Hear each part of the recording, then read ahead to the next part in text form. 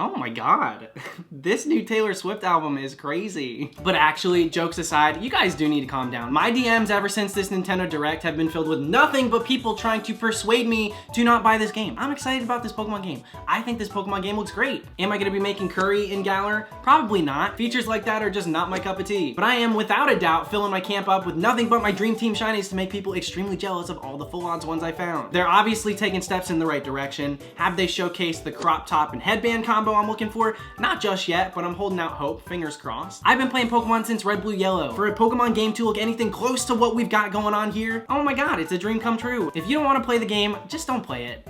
But don't try and make my opinion any different, because I'm excited, so let me be excited. Whew, okay, now that that's done, sorry, didn't mean to Cramorant in there. We're going through, as always, we're going through and making shiny versions of the 2 brand new Pokemon. I'm really excited about both of them, one of which is going on my Dream Team. And yeah, I've made shinies for both. I'm gonna try and make this video kind of quick. But if you do enjoy this series, if you like my shiny speculations, if you are getting excited to shiny hunt in these games, please give this video a thumbs up.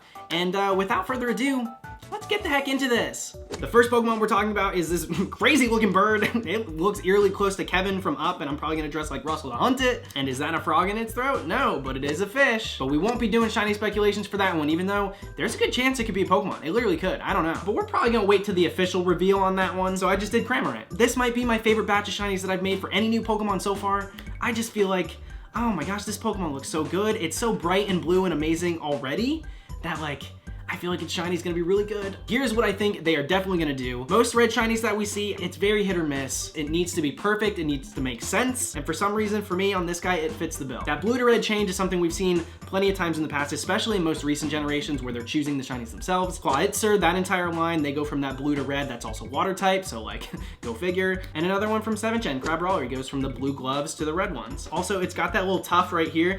It looks like a bib. I'm sure that's the design ploy. This guy won't stop eating everything. They literally put in the description, he's ferocious. So I feel like that's probably gonna stay a light color, so I just made that white. Because everything else is changing, I feel like the beak's gonna stay the same. Made the eye blue because I thought it looked interesting. And yeah, moving right along from that, another shiny I could totally see them do is that constant reminder that blue to pink is just something that's going to recurringly happen when it comes to shiny Pokemon. Can I just say Whaler, the whole Mudkip line? I mean, there's a million. Mariani, Toxapex, that line, they can't get enough of this blue to pink change. Don't ask me why. And so I could totally see him doing this. I did 2 versions too. I did one where the beak stays the same, kind of boring, honestly. So I went ahead and made one with a black beak and it pulls the whole thing together. If they did something like this with a black beak, oh my god, it takes a decent shiny and puts it all the way to like amazing. That black bill does the trick. It really does. And yeah, I'd be happy with this one too. Like I said, I don't think they can really go wrong. The only thing that they could do wrong is barely changing it, but I just don't see that happening. I really don't. He's very lively. And so I feel like the shiny's gonna reflect that. Up next is a design that kind of came out of nowhere. I don't know why I did this concept, but I couldn't stop and I love it. Black shinies don't work with everything. I don't want every Pokemon to have a black shiny because then they're not special, but this could be one of the few that gets it in Generation 8 and I would not be mad about it in the slightest. It's got the purple tuft as an accent. I think that looks great. I love black and purple together. The eye doesn't change too much. The beak doesn't change too much, but it does change very subtly. It goes to more of a bronze. I'm gonna be honest, I really do love when black and blue change. Seeing that change, regardless if it goes from black to blue or blue to black. We've seen something similar on Passimian, and that's one of my favorite shinies of Generation 7. If they did a similar change here, it does bring the temperature down quite a bit on this Pokemon, but that being said, it's not a bad thing. It looks pretty good. If you saw this thing running around in the wild, oh my god. You're gonna have to catch it. Of course you are. And hope to god he doesn't spit at you. I heard rumors he swallows Pikachu.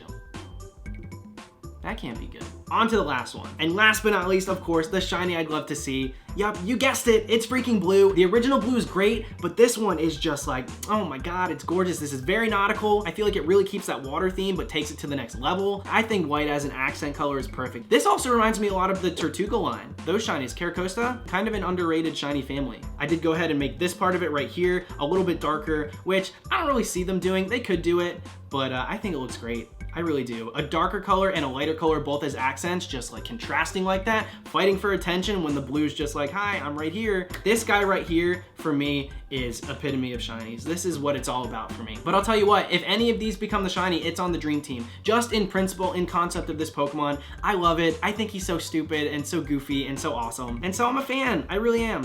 I'm a lifelong fan. I don't think it'll evolve. It could have a little baby, but I don't think it's going anywhere. It's got too much of a concept going on for its own thing. If it ain't broke, don't fix it, you know? But yeah, moving on to the next Pokemon. And of course, next up is our little Teapot, little ghost in a teapot.